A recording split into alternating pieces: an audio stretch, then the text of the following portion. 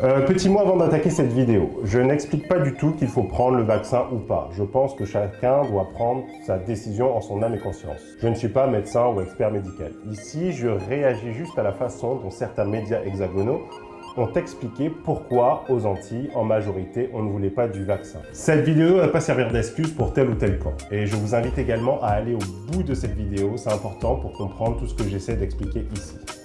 Bon, maintenant que tout est clair, enfin je l'espère, bonne vidéo.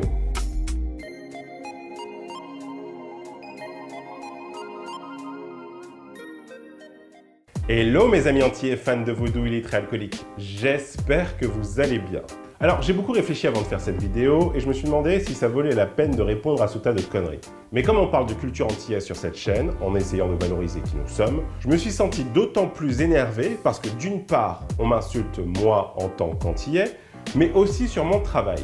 Et puis je me suis dit, autant leur répondre, qu'ils se coucheront moins bêtes, ces pseudo-spécialistes de la santé, ainsi que mes confrères pseudo-journalistes. Parce que moi aussi j'ai une carte de presse, et moi aussi je peux balancer. Pourquoi pas. Mais reprenons point par point la vidéo qu'on rigole un peu, en ces temps de stupidité catastrophique.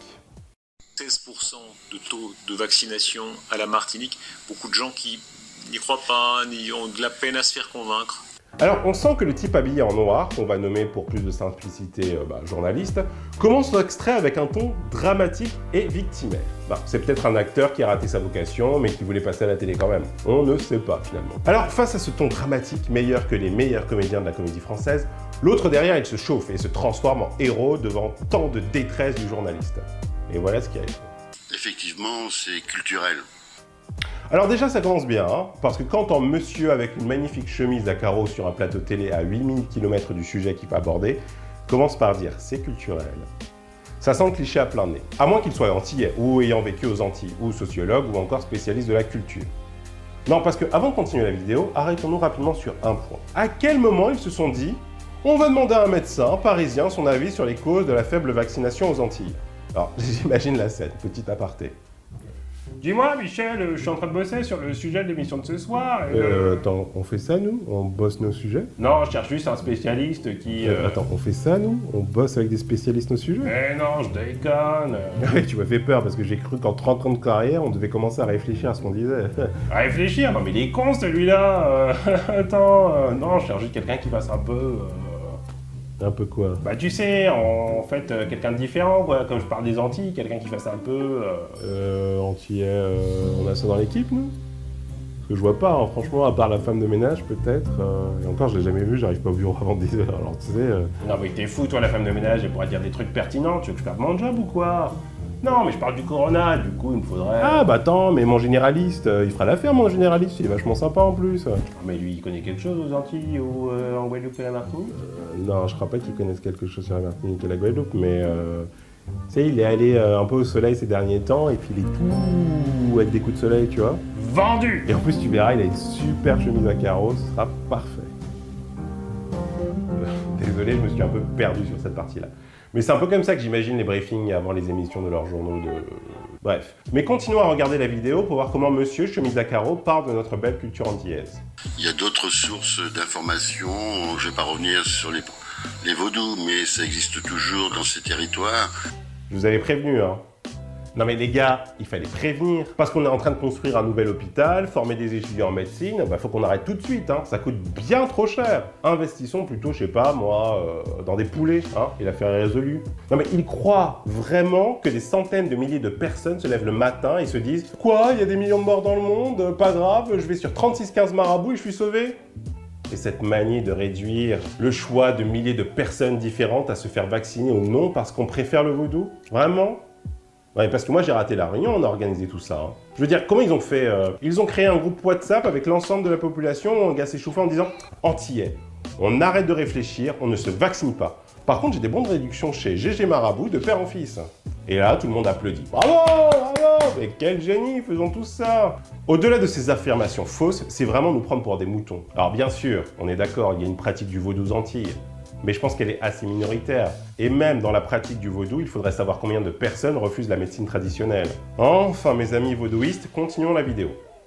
Et par contre, Il y a un accès aux soins qui est facilité quand même dans ces territoires d'outre-mer. Il y a toutes les assistances médicales qui existent, les CMU, le préfet parlait d'affection de longue durée. Tous les soins sont pris en charge. Mais il y a beaucoup de problèmes viennent de la culture. Bah, encore heureux que les soins soient pris en charge pour nous, sauvages de pauvres. C'est un territoire français, non? Vous vous rendez compte, ils peuvent même avoir la mutuelle gratuite, mais ils s'en servent pas. Regarde, en fait, je crois que je viens de comprendre ce qui se passe. Ce monsieur a des gros problèmes de géographie. Un peu comme Christophe Colomb qui pensait qu'il avait découvert l'Inde alors qu'il était ici. Il doit penser que les territoires d'outre-mer, c'est un petit groupe d'Amérindiens dans la forêt amazonienne. Et encore, je suis sûr qu'il dirait moins de conneries si on les interrogeait, je sais pas, moi, sur un territoire à près de 8000 km de chez eux, comme Paris, de manière beaucoup plus intelligente. Bon, allez, je m'énerve encore. Terminons cette analyse extraordinaire. Et le rhum ne guérit pas tout, au contraire, fait des pathologies supplémentaires, ne tue pas le virus. Là, on est dans le top du top, on est d'accord. Franchement, faut lui donner le prix Nobel à celui-là. Après ces pauvres qui se soignent grâce à 3615 marabouts, ils sont alcooliques et pensent tout guérir avec le rhum. Mais ça se passe comment dans sa tête, vraiment? Il se dit quoi? Docteur, le cœur du patient s'est arrêté, il reste plus de petits ponches. Ne vous inquiétez pas, Marie-Thérèse, j'ai toujours mon abonnement chez 3615marabouts.com. Bravo, messieurs les spécialistes. Alors, vous êtes choqués de la méfiance du vaccin chez nous? Mais mon ami, si je me souviens bien, en France hexagonale, les gens n'étaient pas trop non plus motivés à se faire vacciner. On leur a un peu forcé la main, non? Sinon, ça sert à quoi le pass vaccinal? Il le disait, hein, il y a la croyance en certaines médecines traditionnelles, mais il y a aussi quelque chose de plus général qui existe partout, qui est de nouveau cette méfiance d'une grande partie de la population qui vous choque, vous? Ah oui, la méfiance vis-à-vis du vaccin est dramatique. Après, il y a cette méfiance du vaccin, il y a le non-respect des mesures barrières, puisqu'on a eu l'impression que c'était open bar à une époque, et là c'est d'autant plus difficile pour eux, c'est de revenir à des mesures qui n'auraient jamais dû cesser. Alors bien sûr, monsieur Chemise à carreaux est choqué qu'on soit réticents, nous, sauvages, pauvres et alcooliques. Et encore une fois, au lieu de demander aux personnes concernées le pourquoi du comment, parce que je ne sais pas si vous savez, mais on a le téléphone aux Antilles, et même Internet. C'était trop compliqué d'appeler un sociologue, médecin, ou même directement demander son avis à la population? Non? C'est pas votre boulot, ça, à la base, aller à la source, interroger les gens pour savoir la vérité? Bon, je sais pas. Et là, je suis sûr que vous vous dites, on a atteint le fond. Eh ben non, mes chers amis alcoolisés. Je vous présente une nouvelle vidéo. Et aujourd'hui, il y a une réticence très forte. Et j'ajoute aussi qu'on n'en parle pas souvent, mais il y a le poids aussi de la religion, puisqu'il y a beaucoup de Martiniquais notamment, mais de Guadeloupéens c'est pareil, qui sont catholiques et qui disent que la Vierge Marie dit de ne pas se faire vacciner. Alors, l'explication des Antillais pour expliquer le faible taux de vaccination est... Ah non? Quoi? Ah non, on me dit dans l'oreillette que c'est encore quelqu'un de l'Hexagone qui donne son avis à 8000 km des Antilles. Et qui, cette fois-ci, nous précise que c'est carrément la Vierge Marie qui nous a dit de ne pas nous faire vacciner. Oui, hello? Oui, pourrais-je parler à la Vierge Marie, s'il vous plaît? Comment ça, elle est morte, il y a des milliers d'années? C'est con, parce que moi, je voulais demander confirmation sur le fait de pouvoir utiliser le vaccin aux Antilles ou non. Quoi, le vaccin n'existait pas à son époque? Alors, j'ai envie de dire pourquoi pas, pourquoi pas. Du coup, il faudrait m'expliquer où cette dame, cette Amélie Le Breton, a eu ses sources. Un peu comme notre ami Chemise à carreaux, d'ailleurs. Ça parle de nous, mais sans nous. Et sans jamais préciser où, bordel, ils ont eu ces informations. Je veux dire, c'est pas un peu la base du journalisme, ça, non? J'avance une théorie, j'explique le pourquoi du comment. Alors, je commence à vous connaître, certains d'entre vous, et vous allez me dire, oui, Mathieu, tu exagères, c'est des faits isolés.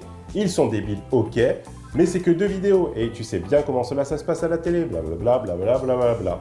Bien, prenons un article du journal au hasard, comme ça, le quotidien. L'article traite de la question « Pourquoi les DOM sont davantage touchés par la 4e vague ?» Dans une première partie de l'article, ils expliquent les chiffres de contamination, blablabla, blablabla. Mais venons à la partie qui nous intéresse. Le confinement prétendu moins rigoureux dans les DOM et l'action des agités ne sont qu'en partie responsables de la faible couverture vaccinale. Il est hautement probable que c'est parmi les illettrés que les défauts d'adhésion est le plus fréquent, que les superstitions, la crédulité, la préférence pour la médecine traditionnelle s'imposent le plus facilement. Constatons qu'en France métropolitaine, 7% des 18-65 ans sont illettrés. Mais ils sont 20% en Guadeloupe, 20% en Guyane, 13% en Martinique, 25% à La Réunion et 33% à Mayotte. Ainsi, la transformation des vieilles colonies en départements, l'argent qui a été déversé pendant des décennies n'a pas permis de rattraper totalement, loin s'en faut, les retards dans le domaine de l'instruction. Ces retards constituent un facteur non négligeable de la faible couverture vaccinale des populations domiennes. Il est en effet bien plus facile d'expliquer à une personne instruite l'intérêt de se faire vacciner qu'à une personne qui ne sait ni lire ni écrire. Sans compter que celle-ci sera bien plus perméable aux arguments de ceux qui lui présenteront les dangers vrais ou supposés des vaccins. C'est notamment parce que l'illettrisme est le plus répandu dans les DOM qu'en métropole que la couverture vaccinale y est plus faible et qu'une vague actuelle de contamination fait davantage de dégâts. Il y a un lien entre la politique qui a été menée dans les DOM depuis la Seconde Guerre mondiale et la pandémie qui y sévit plus fortement aujourd'hui. Non mais moi j'arrête là, j'en peux plus. Théo, tu coupes la vidéo maintenant s'il te plaît. Parce que entre le vaudou, l'alcoolisme, le fait qu'on soit pauvre et connecté directement par Messenger avec la Vierge Marie, et comme on ne sait ni lire ni écrire, on est complètement con. Du coup, fermons les écoles avec les hôpitaux. On a le vaudou et la Vierge Marie et le rhum. Et soit dit en passant, messieurs et dames les spécialistes et journalistes, il faudrait vous mettre d'accord, parce que vous êtes d'accord sur rien. À part une chose, le fait qu'on soit complètement débile. Et encore une fois, où ils sont allés prendre ces chiffres, bordel? Non mais est-ce que vous vous rendez compte de l'image que vous renvoyez aux Antillais? Et pourquoi vous nous faites passer? Parce que là, vous nous insultez juste avec un mépris digne de la colonisation. Vous savez le temps où on mettait en scène dans des zoos les bons sauvages ramener des colonies? Pour être tout à fait complet, Monsieur Chemise à carreaux, vous savez, Monsieur Vaudou, Rhum, Alcoolisme, a présenté ses excuses aux Martiniquais.